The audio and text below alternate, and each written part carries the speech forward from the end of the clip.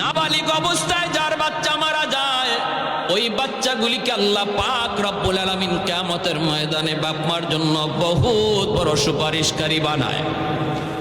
বাচ্চাগুলি আল্লাহর কাছে ডাক দেয়া কয়, মালিক, ও মালিক, তুমি আমারে দুনিয়াতে পাঠাইছো, পাঠানোর সময় আমার মা কত কষ্ট করছেন, জান বের হয়ে যায় অবস্থা। এরপরে আমি দুনিয়াতে আসলাম, এত কষ্ট আমি মাকে দিলাম, কিন্তু মার কোনো খেদমত আমি করতে পারলাম না, আমার মা ঋণ আমি শোধ করতে পারলাম না। আল্লাহ, আজ যদি তুমি আমাকে জান্নাতে দিতে চাও, আমার মা বাবা সারা জান্নাতে যাইবো না, হয় আমারে বাপ মার সাথে জাহান্নামে দিয়ে দাও, হয় আমাকে আমার বাপ মার সাথে জাহান্নামে দিয়ে দাও। রব্বুল আলামিন তখন বলে, বান্দারে, আমি আল্লাহর আদত হচ্ছে জাহান্নামীকে জান্নাতে দেওয়া, কিন্তু